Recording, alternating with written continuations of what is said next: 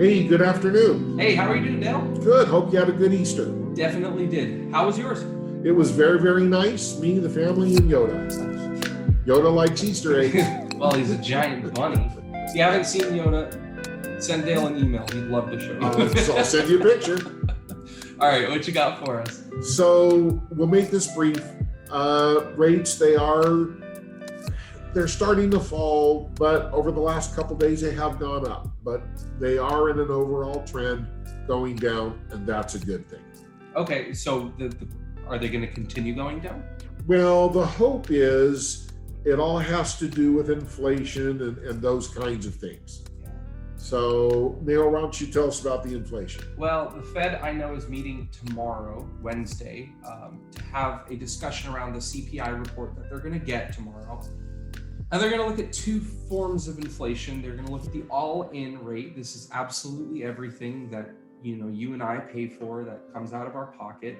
And then they're also going to look at the core rate. They're going to take out the things that the Fed monetary policy supposedly doesn't have control over, i.e. gas and fuel, things of that nature. Oh, they have control over fuel.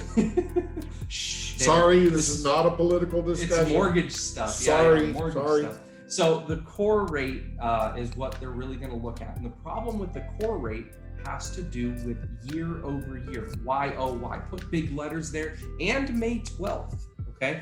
So what this is essentially the shelter costs have been lagging because we are looking, I say we, the Fed is looking at year over year data when it comes to inflation. So May 12th, 2022, we saw a peak in shelter costs. And because it's year over year data, we have been waiting for May 12th, 2023, so we could see that shelter cost decline and fall off of our inflation rate. So right now we're in April, we still have another month to look at. Based on tomorrow's meeting and based on the inflation report, it could determine a small uptick in rates or even a beginning to a nice decline in rates. So May 12th, I would mark it in your calendars. It does not mean that's where rates become fantastic and it's an overnight, but we should start to see a decline in rates starting then, because now we're finally getting to a point where the year over year average of inflation is coming back to reality. And that's the hope, the challenge being the federal government's using year-old data. But that's another story.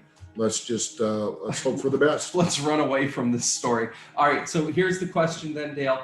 If rates go down, what do we expect housing prices to do? House prices are not going down. Now, that being said, I don't have my crystal ball, but the inventory is low. Yeah. We're seeing multiple offers, not necessarily bidding wars, but multiple offers. In addition, we've said before that when inflation comes down, rates come down, prices are going to go up. The reason is real simple. If you can afford a $500,000 house with a 6% rate, then you can maybe afford a $550,000 house with a 5.5% rate.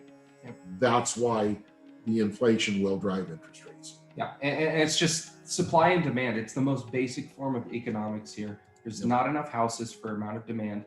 Look at this housing survey, Dale. This is all loan officers that submit to this and also realtors. Right. So this data is relevant and it's the foot soldiers on the ground. They know this better than anyone. Take a look at the West. This is where we are. Housing activity went up. The impression is 65% of all those surveys is housing activity went up quite a significant amount. And take a look at pricing pressure. I know it seems like a smaller majority of people said that prices went up, but the previous surveys for the past few months have shown that prices were going down and down. It was a majority of people thinking that prices are going down. So for the first time in several months, prices are going back up. Well, why would they be going back up now? It's because rates have gotten a little bit better. Exactly. That's how it works. We had that 4-week run of rates trickling down. So obviously people got back in the market, everyone got excited, and that's just what happens. So it is the good time to buy right now.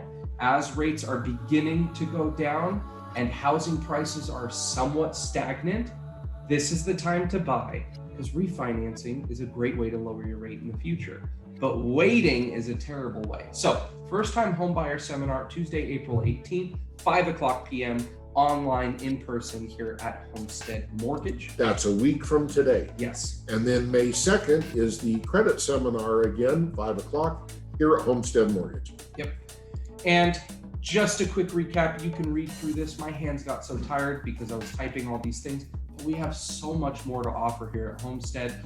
I know, Dale, you have a small update on the Dream for All. Yeah, a small update on the Dream for All.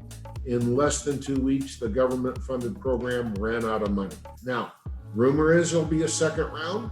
Don't know if that's true or not. We will certainly keep you posted for what we hear. But the first-time homebuyer classes that people have to take to qualify for these programs, the certificates are good for a year.